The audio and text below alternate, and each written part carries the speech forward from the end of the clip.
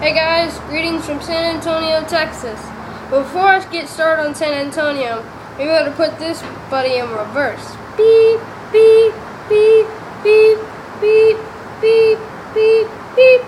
Alright, now we're in Taos, New Mexico, where we did my last video vlog. As you guys remember, we were driving to Taos from Mesa Verde, and I told you about climbing through the ladders and everything.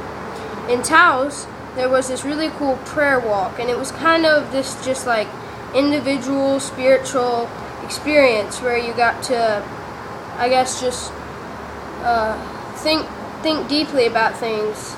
And so that was moving for me and for the rest of my family too. And Taos was that place was a nice little like kind of resort lodge kind of thing.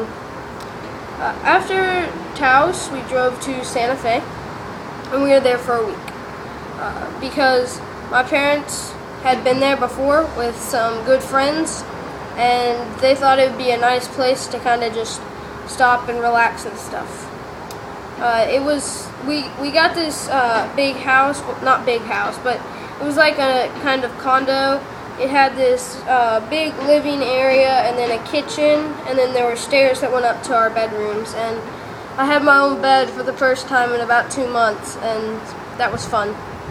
It was fun to be able to have my own bed. And then we played, the first night we played kickball. And it was fun. It was so fun to, we went to this baseball diamond and we played kickball.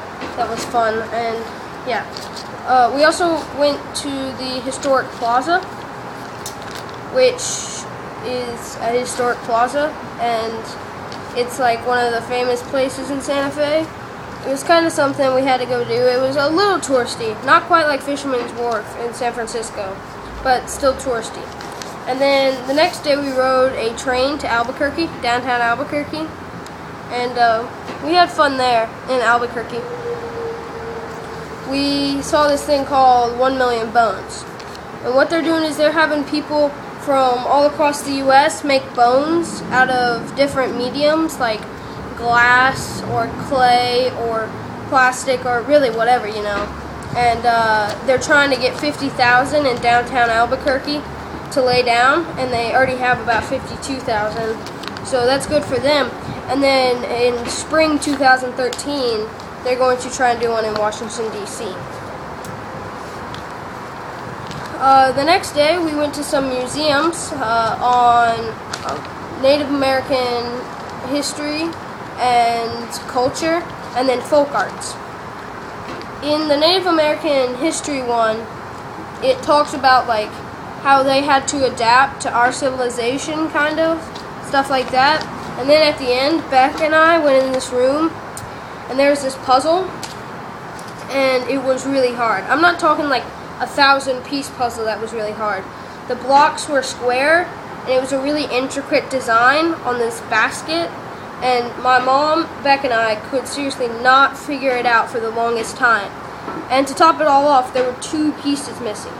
But we finally got it done, but it was really hard because the pieces were square, so you couldn't just find a piece that fit. You had to find the design that fit because they were all square. That was pretty much all we did in Santa Fe, the main highlights. So yeah, we were pretty much in Santa Fe for a week to chill out, and that's for the most part what we did. Then we drove to Roswell, where we got sucked up by the UFOs. Roswell was the site of a famous UFO crash in 1947. A farmer was making his morning rounds, and he saw a pile of debris from the crash. They say they also found bodies, and there was one survivor. There are many conspiracy theories, such as it was a weather balloon, which is proposed by the government, of course, to cover up whatever it really was, because the government doesn't want us to know anything. What does the government know? Everything we don't.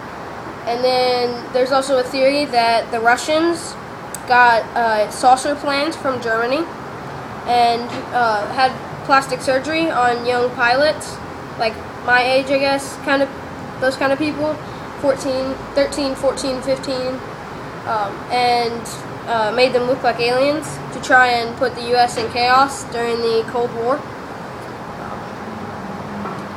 And yeah, there's a lot of theories on that. Which one do I believe? I'm not sure, but the government has done a lot to try and cover this up. So obviously there's something that the government doesn't want us to know. Whether it's a UFO or not, we'll just have to wait and find out.